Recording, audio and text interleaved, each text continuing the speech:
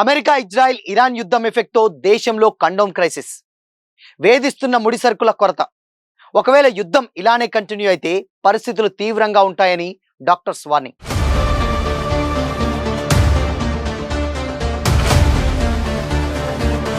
నమస్తే, welcome to Disha TV. దేశంలో condom సంక్షోభం నెలకొంది.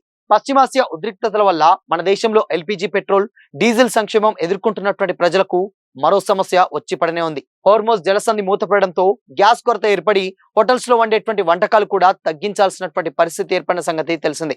ఇప్పుడు లేటెస్ట్ గా యుద్ధ ప్రభావం కండోమ్స్ పై పడింది. వీటిని తయారు చేసే ముడి సరుకులు హోర్మోజ్ గుండానే భారత్ కు చేరుతాయి. ఈ జలసంధి మూతపడడంతో భారత్ ముడి సరుకులకు రావట్లేదు. అయితే దీంతో సిలికాన్ ఆయిల్ కొరత, అమోనియా ధరలు పెరుగుదల వంటి సమస్యలు ఎదుర్కొంటున్నామని కూడా కండోమ్ ఫ్యాక్టరీలు చెబుతున్నాయి. వీటితో పాటు polyvinyl chloride foil, aluminium foil and poly chemicals packaging కు ఉపయోగించేటువంటి ఇతర సామాగ్రి విషయంలో కూడా తీవ్రమైనటువంటి కొరత ఏర్పడింది. అమోనియా ధరలే 40 నుంచి 50% పెరిగిపోయాయి.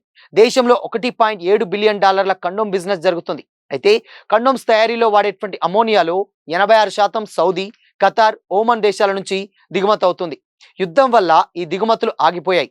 అయితే ఈ క్రమంలోనే కండోమ్ ధరలు విపరీతంగా పెరిగేటువంటి ఛాన్స్ ఉంది. కండోమ్ల తయారీలో ఉపయోగించేటువంటి రబ్బర్ను స్థిరీకరించడానికి, అదనపు ప్రోటీన్ తొలగించడానికి అమోనియా చాలా కీలకం. కండోమ్లలో సిలికాన్ ఆయిల్ ని లూబ్రికెంట్ గా ఉపయోగిస్తూ ఉంటారు. యుద్ధం కారణంగా ప్యాకేజింగ్ కోసం ఉపయోగించేటువంటి polyvinyl chloride foil, aluminium foil and దాని తర్వాత ఫాలీ రసాయనాలకు తీవ్ర కొరత ఏర్పడింది. సిలికాన్ ఆయిల్ కొరతతో ఉత్పత్తి తగ్గినట్లుగా కూడా చెబుతున్నారు.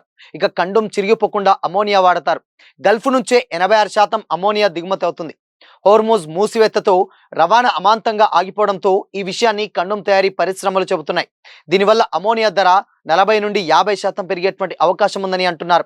సిలికాన్ ఆయిల్ ధర ఊహకందని స్థాయికి చేరుకుంటాయని ఖాయమని కూడా చెబుతున్నారు. అయితే ఆయా ముడి పదార్థాల ధరల ప్రభావం కండోమ్లపై పడుతుందనుకుంటూ ఆయా కంపెనీలు చెబుతున్నాయి. ఇక ఇండియా విషయానికి వస్తే దేశ కండోమ్ మార్కెట్ విలువ $1.7 బిలియన్ ఓ అంచనా. కండోమ్ల తయారీకి అవసరమైనటువంటి ముడి పదార్థం అనగా anhydrous ammonia Saudi Arabia, Qatar, ఓమన్ల నుండి దిగుమతి కావాల్సి ఉంటుంది. ముడి పదార్థాల కొరత కారణంగా వాటి ధరలు పెరిగేటువంటి ఛాన్సెస్ కూడా ఉందని తయారీ సంస్థలు అయితే చెబుతున్నాయి.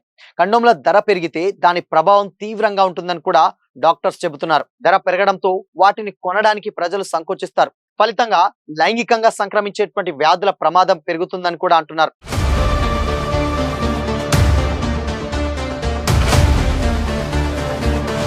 మహారాష్ట్రలోని ఔరంగాబాద్ జిల్లాలో కండోమ్స్ తయారీ చేసేటువంటి 4 తయారీ పరిశ్రమలున్నాయి. ఆ ప్రాంతంలో 10 కోట్ల వరకు కండోమ్స్ తయారవుతాయి. యుద్ధం నేపథ్యంలో silicon oil, aluminium foil and దాని తర్వాత అమోనియా తగినంత ముడి పదార్థాలు లభించకపోవడంతో వాటి ఉత్పత్తి ఆగిపోయిందని అంటున్నారు. తయారీదారులు తగినంత ముడి సరుకు పొందడంలో ఇబ్బందులు పడుతున్నామని చెబుతున్నారు. దీనిపై తయారీ కంపెనీలు ఏ విధంగా ముందుకెళ్తాయో చూడాలి. మరి ఒకవేళ అదే జరిగితే పరిస్థితులు తీవ్రంగా ఉంటాయని కూడా వైద్యులు హెచ్చరిస్తున్నారు. ఎందుకంటే స్టిల్ ఇప్పటికీ కూడా యుద్ధం వాతావరణం కొనసాగుతూనే దాదాపు నెల రోజులుగా కూడా అలానే కంటిన్యూ అవుతుంది. దీంట్లో ఉన్నటువంటి ఒకవేళ ఈ యుద్ధం కనుక కంటిన్యూ అయితే డెఫినెట్ గా ఇబ్బందే. ఎందుకు ఇబ్బంది అంటే స్టిల్ ఇప్పటి వరకు కూడా చూసుకుంటే అక్కడ ఎల్పిజి కావచ్చు, రకరకాల పెట్రోల్ కావచ్చు, డీజిల్ కావచ్చు, ఇలాంటి రకరకాలైనటువంటి సమస్యలు ఇప్పుడు ఇండియా ఎదుర్కొంటుంది. అంటే కొరత లేదు అని ఒక పక్క ప్రభుత్వాలు చెబుతున్నా కానీ ప్రజలు ఎవరు వినకుండా ముందుగానే ఎక్కువగా గ్యాస్ సిలిండర్లను బుక్ చేసుకోవడం, పెట్రోల్ ట్యాంకుల కొద్దీ నింపించుకోవడం, ఇలాంటి ఫుల్ ట్యాంకులు చేయించుకోవడం, ఇలాంటి దృశ్యాలు రావడం వల్ల చాలా ఇబ్బందులు ఎదుర్కొన్నటువంటి సిచ్యువేషన్స్ అయితే వస్తున్నాయి.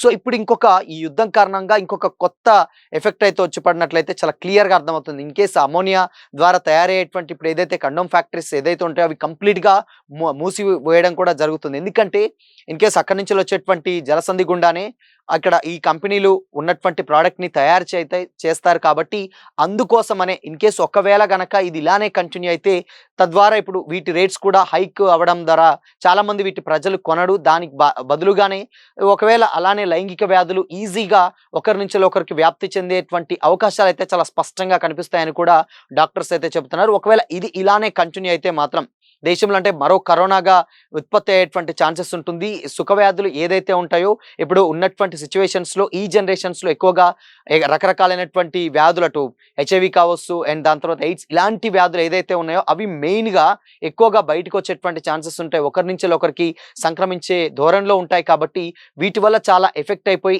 మరొక కరోనాగా దీన్ని చూడొచ్చు అని కూడా చాలామంది నిపుణులైతే చెప్తున్నారు. సో చూడాలి మరి ఇన్ కేస్ మేజర్‌గా ఇది ఇలానే కంటిన్యూ అయితే మాత్రం ఆ ధరలు అలానే పెరిగితే మాత్రం ఫ్యాక్టరీస్ కూడా మ్యానుఫ్యాక్చరింగ్ ఆపేసేటటువంటి ఛాన్సెస్ ఉంటాయి.